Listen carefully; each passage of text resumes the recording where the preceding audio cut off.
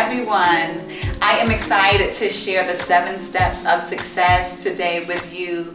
I basically listened to a message by Bishop T.D. Jakes. It was on the 7 steps of success, and it greatly benefited me, so I want to share those tips with you today. The first step being, know where you are going. This is something that we've all heard about, whether you are in a corporate setting, whether you're in church, what have you. You know that you have to first start with a vision in mind. You have to start with a goal. The Bible says to write a vision and make it plain. In corporate settings, we talk about the strategic plan, the goals, the values, and objectives. The bottom line is you have to know where you're going in order to aim for a target, or else you are aiming wondrously and you can end up anywhere, literally anywhere, and a lot of us do in life. So set your goal, focus on it. Not just set that goal, but you have to do your target research.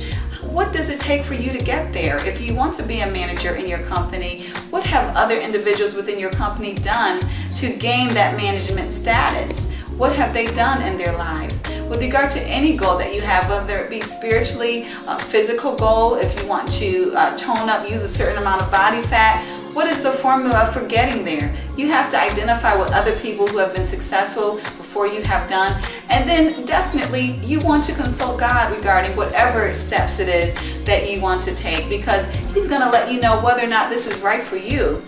And that is going to make a huge difference in your life, whether or not you have the alignment with God with regard to what your target state is going to be. It could be a difference with regard to the classes you take, whether it's going to be a grade A or a grade D, whether it's going to be the difference between $1 million or $1, or more importantly, the difference between peace or discontent. You want to seek God with regard to whatever that target goal is that you're looking at. Secondly, you want to wash your past away. If you have the goal, the target, basically to run a marathon, say next month, you don't want to dwell on the marathon that you dropped out of last year. You want to focus on what are the steps that you can take to be successful in that marathon next month, because that is what is most important. Similarly, you want to focus on what is the disposition that you need today in order to be successful, not the disposition that you had in the past. So for example, if you were a cable guy last year, you can't go to your new office job necessarily dressed the way that you did as the cable guy last year. You need to dress, you need to have the disposition, the style, and the focus of what you are responsible for doing today and what you're planning to do tomorrow. And thirdly, he says to put on a grand attitude. And we know this to be true because as much as we want to listen to our friends when they have negative experiences, and we all need a listening ear from time to time, nobody wants someone who is going to constantly whine. So you need to bring joy, positivity to those in your life, whether it be your managers, whether it be your employee, your spouse, your children, whomever is in your life, your friends. You want to bring positive energy. There's no way that anybody listening to this can say that everything is wrong in their lives. Of course, everything isn't right either, but there's definitely a room to identify what is positive, what is going well, and focus on that positive energy and share it with others, because then they're going to do the same with you. As you help others with a grand attitude, they're going to be of benefit to you. And it only makes sense that you're going to get what you're going to give out. Maya Angelou once said, I believe it was her, who once said that people may not remember what you say or what you do, but they will remember how you make them feel. So keep that in mind in your interaction with others when you go on that job, or even when you come home. What energy are you bringing to the people around you? And fourthly, you need to prepare for what has not yet happened. If you have a goal, you need to be prepared for it. God may provide that opportunity, and if you're not prepared, you may forfeit that opportunity, and it may or may not come again the same way. So you need to be prepared, whether it's about dressing appropriately when you go on that job interview, whether it's using the right appropriate language when you're dealing with people, whether it's even a matter of going to the grocery store. Do you have the right attitude in dealing with people? You may meet someone who is going to give you that blessing for today. If you want to be a manager in your company, are you studying books on management? Are you reading the bestsellers? Are you studying books on leadership? Are you taking training? What are you doing to be prepared for when that opportunity comes? You need to be prepared. That's your job. God may bring the opportunity, but it's your job to be prepared. And for a fifth step, you need to go to that place.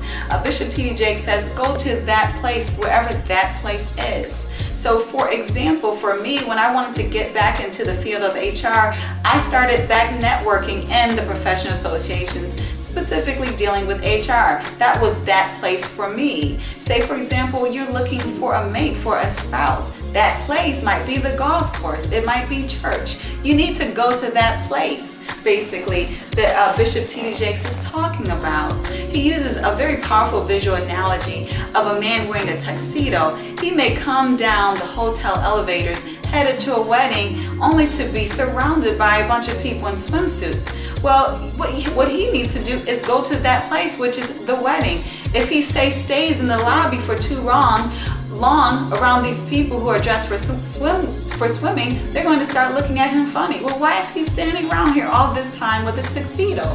Well, Bishop T.D. Jakes warns us that our lives are very similar to that. We need to go to that place, because if we stay overdressed in the wrong place for too long, people are going to start looking at us funny. If you stay in a job where you're overqualified for too long, people are going to start looking at you funny. Well, what's wrong with him? What's wrong with her? Similarly, you're not going to be able to grow the way that you need to grow. So he warns us that it's a danger for staying in the wrong place for too long. You need to move on when you feel like you're in a situation where you're overdressed for where you are, so to speak. And I think that's a very powerful message that he shares, because a lot of time we lack the courage to go to that place, even though we know we're dressed for that place. So definitely make sure that you focus on that as far as where you are in life. And the sixth step to success, he says, which if you listen to it on a superficial level, you might think it contradicts with the fifth step, but it really does not. And his sixth step is to be still, to wait on God. So that means that if you are somewhere but you don't really know where you're going to go next or what you're supposed to do, it's okay to be still. If you're in a job where you're overqualified but you really don't know where you're supposed to go next, it's really okay to be still, listen, and wait on God to tell you where you're supposed to go next. And in a similar accord, you might be in a new role or new position. You might be in a new job, a new marriage. You might be a new parent for the first time. You're going to feel a little bit like a misfit. But what he says is it's okay to be still. It's okay to wait on God to help you to adapt to your new role, to your new position in life. It's okay to be still. And sometimes the greatest power comes in waiting. But you need to listen to know when that time is to be still. And the seventh step, which I think is a very powerful one, and you can look on the other side of it as well, but he basically says, don't stand in the light when it is not your time to shine. Some of us have the other problem, that we're afraid to stand in the light. We don't have the courage to stand in the light even when it is our turn. But he's basically saying that seventh step is don't stand in the light when it is not your time to shine. Yes, you want to be a manager, but if it's your manager's turn to shine in that specific position, specific role, you need to help your manager shine. You need to celebrate the successes of the people around you. Help them to celebrate what they have done. Be their joy. Lift them up with regard to what they are doing. Don't do it for it to come back to you, but guess what? It's going to come back to you anyways. And he uses also another good analogy regarding women in labor. Nurses often tell women when to push, and more importantly, when not to push, when to reserve your energy for when that baby is truly coming. So that's what Bishop T.D. Jakes is saying. Sometimes you need to reserve your energy for when it's meant for your baby to come, so to speak. And when it is time, you need to push hard as you can so that you truly can shine in that light when it's time to shine. I hope these 7 steps of success has been as much benefit to you as they were to me. If they have, please share it with someone else so that they can be blessed by them as well. I hope you have a great day.